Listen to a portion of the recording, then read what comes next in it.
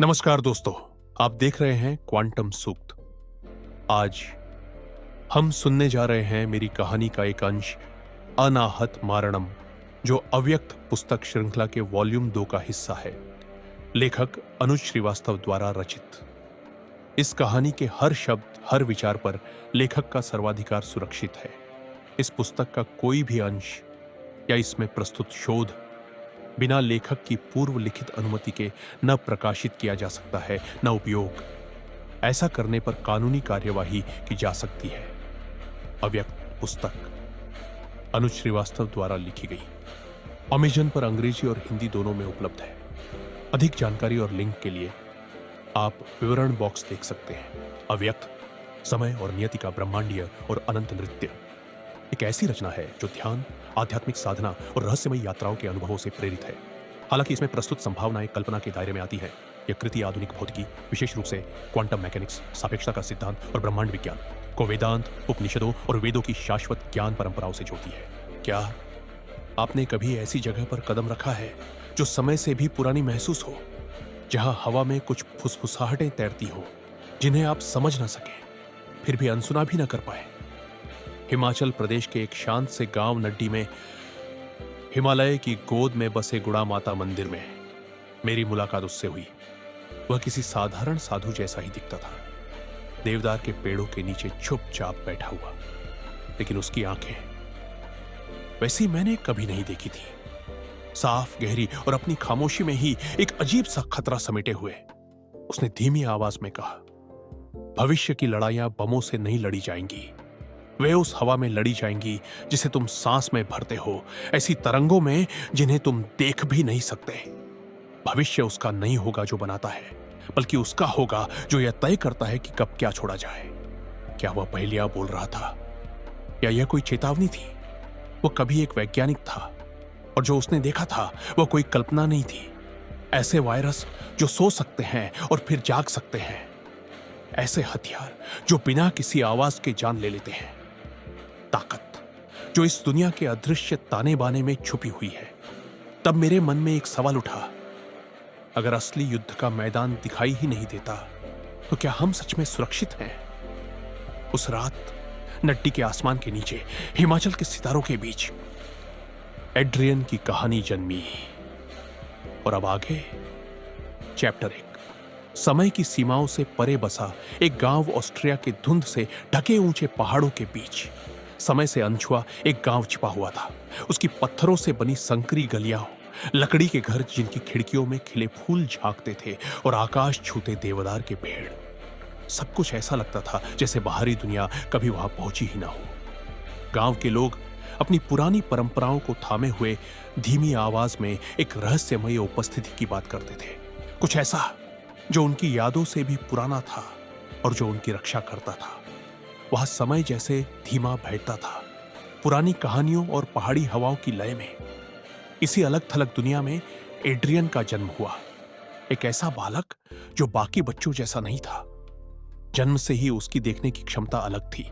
जहां दूसरे बच्चे जंगल की हरियाली, पतझड़ के अग्नि जैसे रंग और फसलों की सुनहरी चमक में खो जाते थे, वहीं एड्रियन को यह सब केवल धुंधली परछाइयों की तरह दिखता था। उसकी दुनिया सिर्फ काले और सफेद के बीच बुनी एक शांत चादर थी। लेकिन इस गांव में अलग होना अक्सर अपशकुन माना जाता था और उसके बारे में फुसफुसाहटें बचपन से ही शुरू हो गई थीं। लोग उसे डेर फॉरब्लोजे यानी बिना रंगों वाला कहने लगे।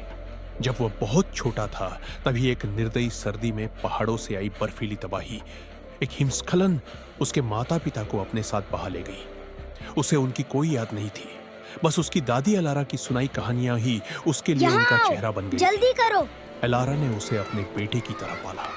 वह एक मजबूत और शांत स्वभाव की स्त्री थी जो गांव के किनारे बने उनके छोटे से घर को संभालती थी। उनके घर के पास एक टूटी फूटी वीरान इमारत खड़ी थी, अतीत की एक खामोश निशानी जिससे गांव वाले दूर ही रहते थे। समय ने भले ही एलारा के हाथों को कठोर बना दिया था, लेकिन जब वह उसके बाल संवारती या चूल्हे की राख में उंगलियों से आकृतियां बनाती तो वही हाथ बेहद कोमल हो जाते थे। वही उसकी पूरी दुनिया थी, उसका एकमात्र परिवार। कई सालों तक एड्रियन को यह एहसास ही नहीं हुआ कि वह दूसरों से अलग है। बचपन में उसे लगता था कि हर कोई दुनिया को उसी तरह देखता है जैसे वह देखता है, लेकिन जैसे जैसे वह बड़ा हुआ यह अंतर साफ होता गया। गांव के लोग रंगों की बातें करते, लाल सेब, हरे खेत, लेकिन उसे सिर्फ उजाले और अंधेरे के अलग अलग रूप दिखाई देते थे। एक दिन उसने अनजाने में अपनी दादी और गांव के डॉक्टर की बातचीत सुन ली। मुझे काफी समय से शक था, डॉक्टर ने धीमी लेकिन गंभीर आवाज में कहा। यह एक दुर्लभ स्थिति है, लेकिन अब सब स्पष्ट है। एलारा, वह रंगों को नहीं देख सकता। वह कभी दुनिया को दूसरों की तरह नहीं देख पाएगा। दरवाजे के बाहर खड़ा एड्रियन जैसे जम गया। उन शब्दों का भार उसके छोटे से मन पर उतर गया। वह सिर्फ अलग नहीं था, वह कुछ और ही था। जब भी एलारा उसे दुनिया से कटता हुआ देखती, वह प्यार से कहती, उन्हें नजरअंदाज करो मेरे बच्चे। तुम दुनिया को उस तरह देखते हो जैसे वे कभी नहीं देख सकते। यह अभिशाप नहीं, एक उपहार है। लेकिन एड्रियन को यह कभी उपहार जैसा महसूस नहीं हुआ। स्कूल में बच्चे उसका मजाक उड़ाते, वे रंग बिरंगी रिबन उसके सामने लहराते और उससे उनका रंग पूछते, और जब वह गलत कहता तो हंस पड़ते। एक ठंडी पतझड़ की दोपहर कुछ लड़कों ने उसे पुराने स्कूल के मैदान के पास घेर लिया, जहां पत्थर की दीवार पर बेलें फैली थी। बताओ, ये कौन सा रंग है एड्रियन? बेकर के बेटे हांस ने ताना मारते हुए एक लाल स्कार्फ उसके सामने लहराया। एड्रियन ठिठक गया। उसे पता था यह चाल है। गांव वाले इस मौसम में पेड़ों के लाल रंग की बात करते थे, लेकिन क्या यह सच में लाल था या नारंगी? उसने घबराकर कहा, मुझे नहीं पता। हांस हंस पड़ा। देखा, इसे दुनिया ठीक से दिखती ही नहीं। शायद यह इंसान भी नहीं है। हंसी की गूंज एड्रियन के कानों में चुभने लगी। उसका सीना जैसे जलने लगा। वह कुछ कहना चाहता था, खुद को बचाना चाहता था, लेकिन तभी एक तेज आवाज ने उस हंसी को चीर दिया। उसे अकेला छोड़ दो, एल्सा ने आगे बढ़ते हुए कहा। उसकी नीली आंखों में गुस्सा चमक रहा था। रंग देख लेने से तुम खास नहीं बन जाते, इससे तुम कम मूर्ख नहीं हो जाते। लड़के बड़बड़ाते हुए पीछे हट गए। एल्सा गांव के लोहार की बेटी थी, निडर और मजबूत इरादों वाली। उसने एड्रियन को उठाया और उसके कोट से धूल झाड़ी। वे बेवकूफ हैं, उनकी बातों को दिल पर मत लो, उसने नरमी से कहा। स्कूल में तमाम तानों के बावजूद एड्रियन उन विषयों में आगे था जिन्हें बाकी बच्चे कठिन मानते थे। उसका दिमाग तेज, तार्किक और जिज्ञासा से भरा हुआ था। जहां दूसरे बच्चे रटकर पढ़ते थे, वहीं वह चीजों को गहराई से समझ लेता था। कभी कभी तो शिक्षक भी उसकी समझ को पूरी तरह समझा नहीं पाते थे। 12 साल की उम्र तक वह भौतिकी के ऐसे सवाल हल कर रहा था जो उससे कहीं बड़े छात्रों के लिए थे। गति और बल के रहस्यों को वह एक सहज समझ के साथ खोल देता था। जीव विज्ञान में उसे जीवन की जटिल संरचनाएं आकर्षित करती थी, लेकिन सबसे अधिक उसे मस्तिष्क और न्यूरोविज्ञान के रहस्य खींचते थे। विचार कैसे बनते हैं, यादें कैसे सहेजी जाती हैं, और वे अदृश्य विद्युत संकेत जो हर भावना और हर हरकत को नियंत्रित करते हैं, ये सब उसके लिए एक जुनून बन गया था, जिसने उसे और भी अलग कर दिया। चैप्टर 2, छिपी हुई विरासत। बचपन में एड्रियन अक्सर एक ऐसे अकेलेपन का बोझ महसूस करता था जो उसके साथ परछाई की तरह चिपका रहता था। उसके माता पिता तभी इस दुनिया से चले गए थे जब वह इतना छोटा था कि उनकी यादें भी साफ नहीं थी। वह खुद को इस दुनिया में भटका हुआ पाता था, जैसे किसी ने उन्हें पूरी तरह भुला दिया हो। जब वह दूसरे बच्चों को अपने परिवार के साथ हंसते खेलते देखता तो उसके भीतर एक गहरी खालीपन की टीस उठती। मां की लोरी की कमी और पिता के हाथ का उसके कंधे पर ना होना उसके दिल को भीतर ही भीतर खा जाता था। लेकिन जब भी यह उदासी उसे पूरी तरह घेरने लगती, उसकी दादी एलारा उसे अपने पास बिठाकर उसके माता पिता की कहानियां सुनाती। वे सिर्फ साधारण विद्वान नहीं थे एड्रियन, वो धीमी आवाज में कहती, मोमबत्ती की हल्की रोशनी में उसके चांदी जैसे बाल चमकते हुए। वे सच के खोजी थे, उन दुनियाओं के यात्री जो न आंखों से दिखती हैं, न कानों से सुनाई देती हैं। वो उनकी खोजों के बारे में बताती, उनके जुनून के बारे में और उस ज्ञान की तलाश में किए गए उनके बलिदानों के बारे में।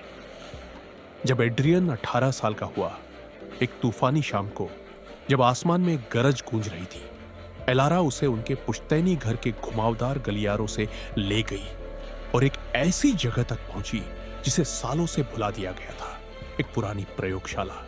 जैसे ही उसने दरवाजा खोला, वह कराह उठा, मानो समय खुद उसमें ठहर गया हो। अलमारियां धूल भरी किताबों से भरी थी, जिनके चमड़े के कवर समय के साथ टूट चुके थे। कांच की शीशियां जो कभी रंगीन घोलों से भरी रहती थीं, अब खाली और शांत खड़ी थी। पीले पड़ चुके कागजों के ढेर, जिन पर जल्दी में लेकिन खूबसूरत लिखावट में नोट्स लिखे थे, ऐसे रहस्यों की ओर इशारा कर रहे थे जो अभी तक उजागर नहीं हुए थे। एड्रियन ने एक माइक्रोस्कोप पर हाथ फेरा और कल्पना की कि उसके पिता इसी से जीवन के अनदेखे पैटर्न को समझने की कोशिश करते होंगे। उसकी मां की पुरानी डायरी करीने से रखी हुई थी, जिनमें पौधों के बारीक चित्र और सटीक रासायनिक संरचनाएं दर्ज थी। पन्नों के किनारों पर लिखे जटिल समीकरण उसे ऐसे लगे जैसे ग्रहों की चाल का कोई रहस्यमय नृत्य हो। एक शाम जब वह अपनी मां की नोटबुक पढ़ रहा था, उसकी नजर एक खास पन्ने पर ठहर गई। उसमें एक दुर्लभ पहाड़ी फूल का जिक्र था, संस्कृत ब्लूम। नोट्स के अनुसार इस रहस्यमय फूल का वर्णन प्राचीन हिंदू ग्रंथों में मिलता है। ऋग्वेद और बाद में उपनिषदों में इसे एक ऐसी वनस्पति बताया गया है जो दिव्य ऊर्जा के साथ तालमेल रखती है। उसकी मां के सिद्धांतों के अनुसार यह संस्कृत ब्लूम ऐसी आवृत्ति छोड़ता है जिसे इंसान महसूस नहीं कर सकता और जो क्वांटम कंपन के क्षेत्र से जुड़ी होती है। उसने बायोफोटोनिक उत्सर्जन पर प्रयोग दर्ज किए थे, यह मानते हुए कि इस फूल की पंखुड़ियां रोशनी को इस तरह मोड़ती है कि वास्तविकता के ताने बाने पर असर पड़ता है। उसमें क्रोमैटिक रेजोनेंस थ्योरी का जिक्र था, जिसमें बताया गया था कि अलग अलग रंग किस तरह दिमाग के रास्तों के साथ प्रतिक्रिया करते हैं। एक रहस्यमय हिस्से में संस्कृत मंत्रों का उल्लेख था, यह संकेत देते हुए कि ध्वनि की तरंगें इस फूल की छिपी ऊर्जा को बढ़ा सकती है और चेतना के एक विशेष कंपन को जागृत कर सकती है। आगे पढ़ते हुए एड्रियन का दिल तेज धड़कने लगा। उसकी मां का मानना था कि यह फूल जीव विज्ञान और क्वांटम भौतिकी को जोड़ सकता है, जैसे कोई अजीब सी जीवित ऊर्जा तरंग जो एक ही समय में मौजूद भी है और नहीं भी। यह विचार उसे भौतिकी के सुपरपोजिशन सिद्धांत जैसा लगा, जिसमें सूक्ष्म कण एक साथ कई अवस्थाओं में रह सकते हैं जब तक उन्हें देखा न जाए। अगर यह फूल भी ऐसा ही काम करता है तो शायद जीवन खुद क्वांटम नियमों के साथ जुड़ा हो सकता है। जैसे पौधे सूर्य की रोशनी को बेहतर तरीके से सोखने के लिए सूक्ष्म प्रभावों का उपयोग करते हैं। चिकित्सा से जुड़ी उसकी मां की बातें उसे और भी चौंका रही थीं। उसने लिखा था कि यह फूल मस्तिष्क को खुद को ठीक करने में मदद कर सकता है, नसों को फिर से विकसित होने और बेहतर काम करने के लिए प्रेरित कर सकता है। वैज्ञानिक पहले से जानते हैं कि दिमाग अपनी संरचना को बदल सकता है, जिसे सिनेप्टिक प्लास्टिसिटी कहा जाता है, जिसमें न्यूरॉन्स नए संबंध बनाते हैं। लेकिन उसकी मां का विश्वास था कि संस्कृत ब्लूम दिमाग की विद्युत गतिविधि को इस तरह संतुलित कर सकता है जिसे आधुनिक चिकित्सा अभी समझ नहीं पाई है। कुछ उसी तरह जैसे बिना सर्जरी के मस्तिष्क पर प्रभाव डालने वाली तकनीकें काम करती है। एड्रियन को सबसे ज्यादा हैरानी इस बात से हुई कि यह सब प्राचीन भारतीय दर्शन से कैसे जुड़ा हुआ था। उसकी मां के नोट्स में लिखा था कि यह फूल शरीर की ऊर्जा को प्रभावित कर सकता है, जिससे इंसान सामान्य इंद्रियों से परे देख सकता है।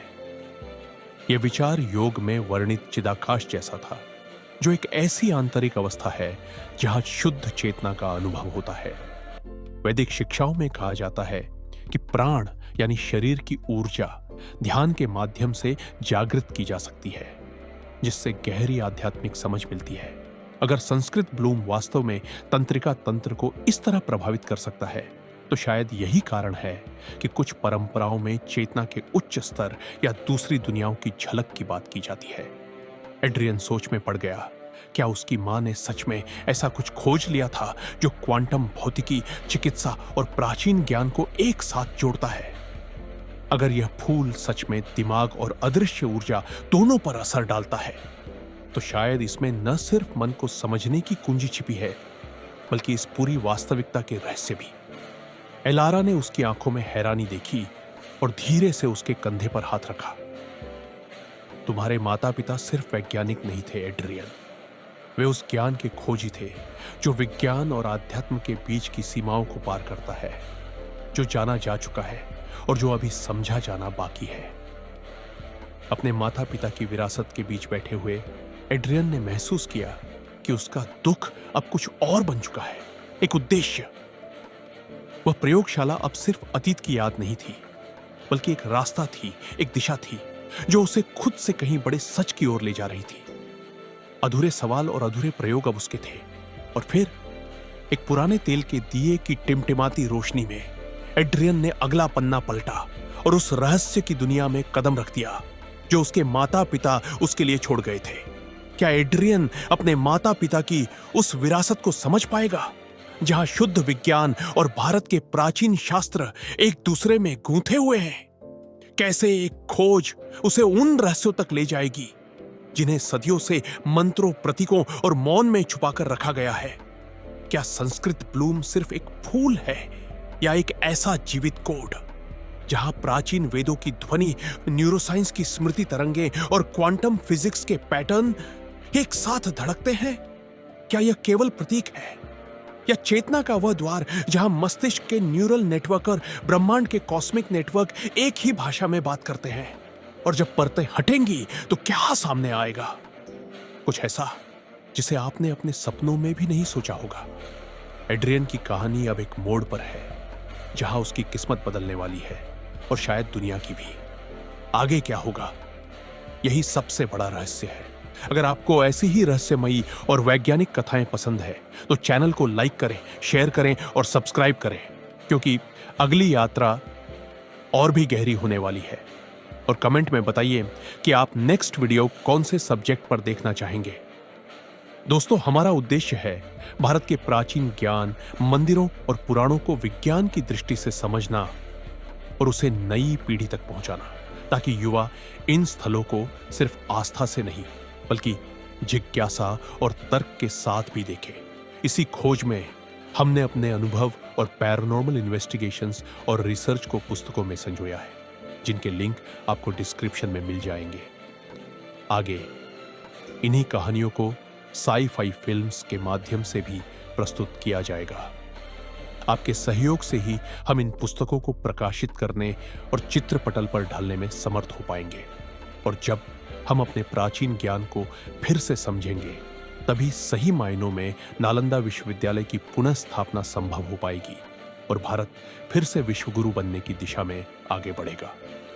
मिलते हैं नेक्स्ट वीडियो में, तब तक के लिए हर हर महादेव।